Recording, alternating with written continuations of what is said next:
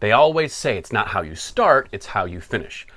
But sometimes it's also about how you start. Before I get into what happened at the MotoGP qualifying and sprint race in Austin, Texas today, please like, follow, share, mash all the buttons so you get all the MotoGP content you can handle all season long. Qualifying first, and even though both Trackhouse Racing riders wanted to get through into Q2 for their team's first home Grand Prix, it wasn't to happen. Jack Miller and Alex Marquez pushed them aside, take 1 and 2 in Q1 to push themselves into Q2. At the start of Q2, it was really all eyes on Jorge Martin after shattering that lap record yesterday in practice. But he has a very slow crash in his first hot lap and a very fast crash in his second. That second crash was a little scary. It was very fast. He lost the rear. It kind of threatened to take grip and high side him, but luckily it just slid out from under him. But today it was Maverick Vinales that had all the pace. He becomes the first person ever to go into the 2-minute mark for a lap around the Circuit of the Americas. He takes pole position with rookie wonderboy Pedro Acosta right behind him and Marc Marquez making up the end of the first row. The second row is all Ducati, Pecco Bagnaia, Enea Bastianini,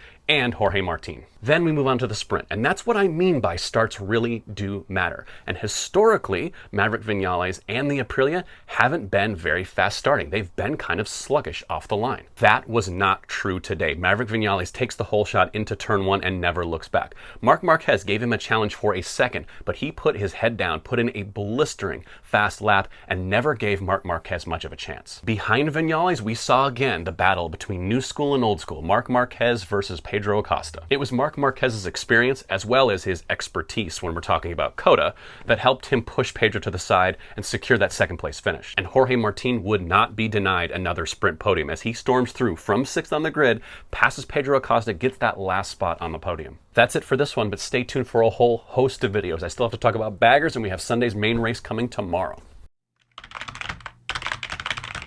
If you are one of the many new followers we have here on this channel, you picked a hell of a weekend to tune into MotoGP. And before I jump into what happened in the MotoGP main race, a little shout out to Moto2 rider and American rider Joe Roberts, who gets second place at COTA. That is 2 podiums in back-to-back weeks that puts him second in the championships, just 2 points behind Sergio Garcia. He keeps this up, we will see him in MotoGP next year.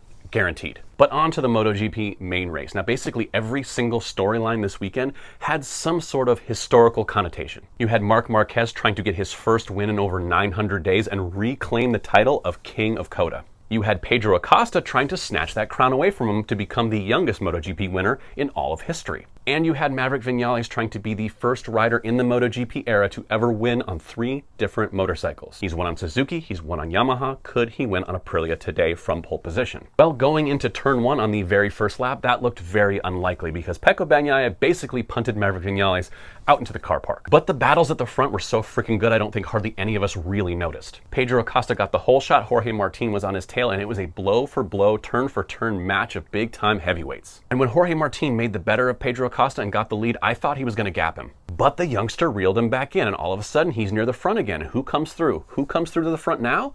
Marc Marquez. Of course he does. And we've seen Pedro Acosta and Marc Marquez battle basically every single week of this season, and we got more of it today. And just when you thought Marc Marquez had gotten the better of the youngster and was going to pull away, he crashes in turn 11, wiping himself right out of the race. So Pedro Acosta looked set for that first MotoGP win. But Maverick Vinales says not so fast, I'm still racing back here. Vinales ends the first lap in 11th place and then cuts through the field like a hot knife through a very warm souffle. And he made it look so effortless. I mean, he dispatches Jack Miller, Pecco, Enea, Martin, Acosta, just puts them all in the rear view and just never looked back. And like I said at the outset, him winning this race in COTA today makes him the only rider in the modern MotoGP era to win on 3 different manufacturers. Pedro Acosta holds on to second place, and there was a short battle between Enea Bastianini and Jorge Martin for third, and Bastianini gets on the podium. Jorge's got to settle for 4th, and Pecco Bagnaia has to settle for a very upsetting 5th place. But seriously, it was a fantastic race, the best of the year so far.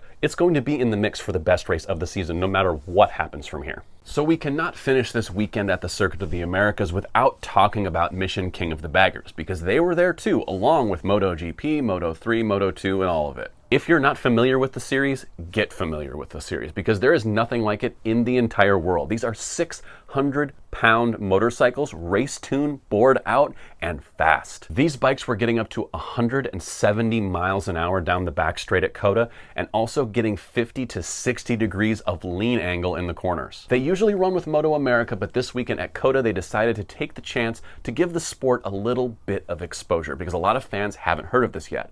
And I'm telling you, when you do, it gets a little obsessive because it's crazy to watch. And besides giving us 2 amazing qualifying sessions, they also gave us 3 races, a short sprint style challenge and 2 main full-length feature races. First up was the challenge. It's a 3-lap dash. It doesn't really count towards the points accumulated for the Baggers Championship. It's kind of for bragging rights and, $5,000. And before you think that the Baggers is just a good old American riding boys club, it was the Australian who won the challenge, Troy Herfoss. Brand new to the class, had never ridden this motorcycle around this track and came out swinging. And continued to swing into race 1, the one that counted for points that's going to count toward the championship. He comes from behind to move through on Kyle Wyman, James Rispoli. The entire pack wins the race. But Kyle Wyman would have his revenge in race 2 and ran an extremely aggressive last lap. And the last lap of the race for that motorcycle was faster than the pole time for the race. He sets the all-time bagger record for COTA on the last lap of the actual race. It was incredible.